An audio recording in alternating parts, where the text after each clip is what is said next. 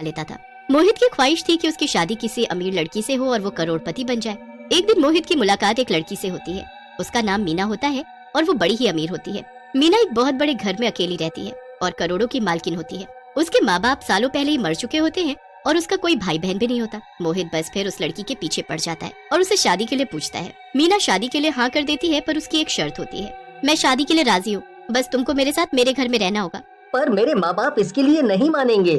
ठीक है, फिर तुम कोई और लड़की देख लो।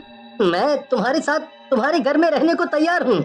मोहित सारी बात अपने माँ बाप को जाकर बताता है तो वो इस शादी के लिए नहीं मानते। पता नहीं कौन क्या लड़की है, तो इन चक्करों में मत पड़ और हमारे पास जितना है उसमें हम खुश हैं। मोहित की माँ बड़ा गुस्सा होती है, पर मोहित लालच में इतना पागल हो रहा होता है कि उसे कोई फर्क ही नहीं पड़ता। वो जिद करके ये शादी कर ही लेता है और अपने माँ बाप को छोड़कर मीना के साथ उसके घर में रहने आ जाता है। मोहित का उस घर में पहला दिन होता है। वो काफी अजीब पर काफी खुश भी महसूस कर रहा होता है। पहले तो वो अच्छे से पूरा घर और गाड़ियां और एक एक चीज देखता है। उसके बाद वो अपने कमरे में जाता है जहाँ मीना दुल्हन के जोड़े में उसका इंतजार कर रही होती है। मोहित उसके पास जाकर बैठता है और उसका घूंघट उठाता है। घूंघट उठाते ही मोहित जोर से चिल्लाता है। दरअसल घूंघट में वो एक भयानक शक्ल की चुड़ैल को देख लेता है। चुड़ैल! मेरी मीना कहाँ है? कहाँ है मीना? मैं ही तो मीना हूँ, क्या तुमने मुझे पहचाना नहीं? देखो, ध्यान से देखो। मेरे पास आओ, आओ पास आकर देखो। नहीं, ऐसा नहीं हो सकता।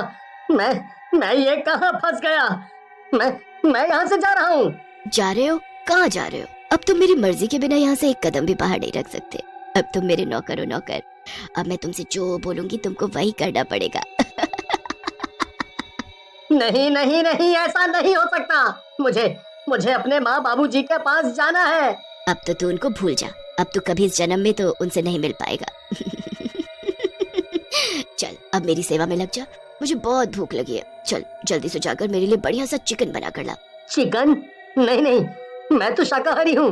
मैं चिकन को हाथ भी नहीं लगाता। अच्छा, फिर तो और मजा आएगा। चल अब जा और जल्दी से चिकन लेकर आ, वरना मैं तुझे पकाकर खा जाऊंगी।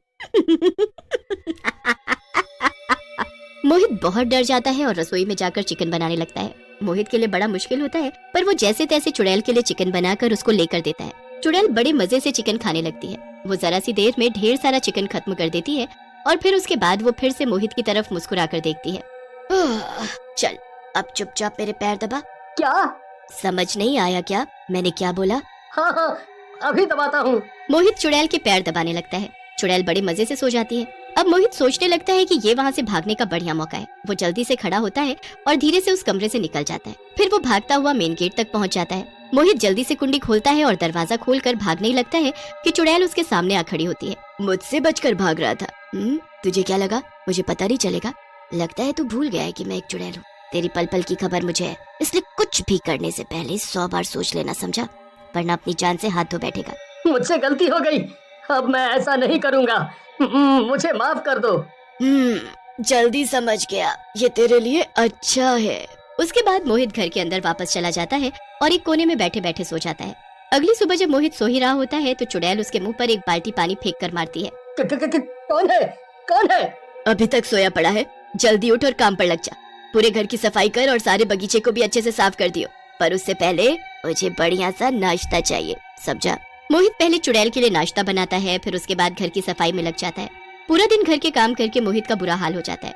उसे बहुत भूख भी लगी होती है, इसीलिए वो रसोई में जाकर कुछ खाने लगता है। तभी चुड़ैल वहाँ पर आकर खड़ी हो जाती है और उसके हाथ से खाना छीन लेती है। पहले जाकर मेरे सारे कपड़े धो, फिर खाने के बारे में सोचना। मोहित चुड़ैल के कपड़े धोने जाता है और इतने ढेर सारे कपड़े देखकर उसका रोना ही छूट जाता है। इतने सारे कपड़े, हे भगवान, मैं ये कैसे धोऊंगा? मुझ में जरा भी जान नहीं बची। मैं ये कहाँ आकर फंस गया? मैंने क्यों इससे शादी कर ली? मैं कब यहाँ से निकल पाऊंगा? कब यहाँ से निकल पाऊंगा?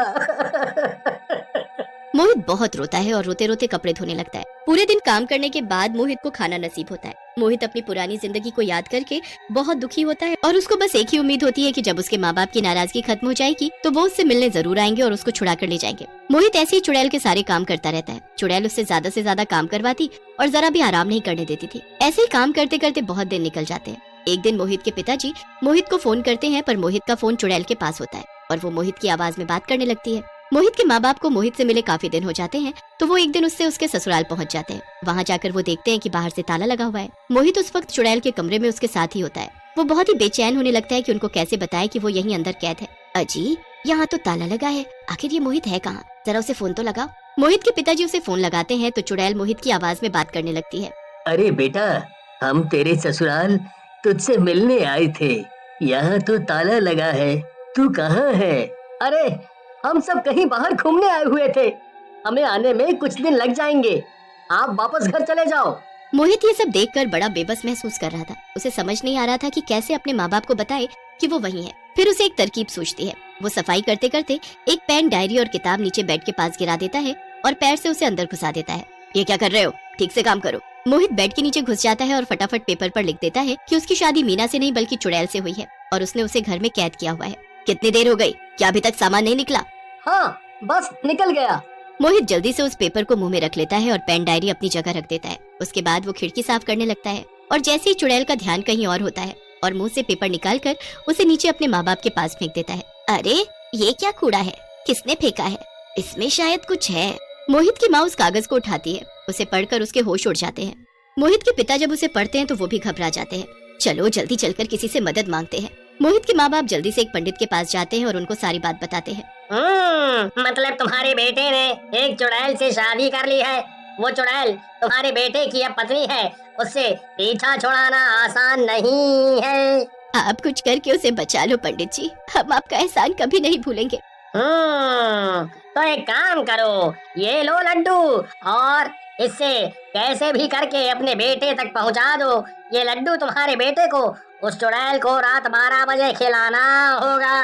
वो लड्डू लेकर वो लोग वहाँ से चले जाते हैं। फिर एक कागज पर सब लिखकर उसमें वो लड्डू रखकर वो घर के बाहर खड़े हो जाते हैं। फिर वो दोबारा मोहित के नंबर पर फोन करते हैं। कैसे हो बेटा, तुम आ गए क्या वापस घूमकर? अरे इतनी जल्दी कैसे आ जाऊंगा, मैंने बताया तो काफी दिन लगेंगे। मोहित समझ जाता है कि उसके माँ बाप घर के बाहर है। मोहित के पिताजी चुड़ैल को बातों में लगाए रखते हैं और मोहित जल्दी से खिड़की पर जाकर देखता है। मोहित की माँ जल्दी से कागज में लिपटा लड्डू उसके पास फेंकती है जो मोहित पकड़ लेता है। वो कागज पर लिखा हुआ सब पढ़ लेता है और वैसा ही करता है। रात के 12 बजे वो लड्डू लेकर चुड़ैल के पास जाता है। आज मेरा जन्मदिन है, मैंने लड्डू बनाए हैं, अगर तुम ये खाओगी तो मुझे बहुत खुशी होगी। लड्डू? अरे वाह! चुड़ैल बड़े मजे से लड्डू खाती है और उसका दम घुटने लगता है। उसके हाथ पैर काम करना बंद कर देते हैं। ये तूने मुझे क्या खिला दिया? क्या मिलाया था इसमें? चुड़ैल चीखती चिल्लाती रह जाती है और तड़प तड़प कर जमीन में गिर जाती है। उसके बाद वो वहाँ से गायब हो जाती है। मोहित जल्दी से नीचे भागता है और दरवाजा खोलकर अपने माँ बाप के गले लगकर खूब रोता है। मैंने तुझे कितना समझाया था, मत पड़ ऐसी लड़की के चक्कर पे जिसे तू जानता तक नहीं, और ऊपर से तेरा लालच। कहते हैं ना, लालच बुरी बला है।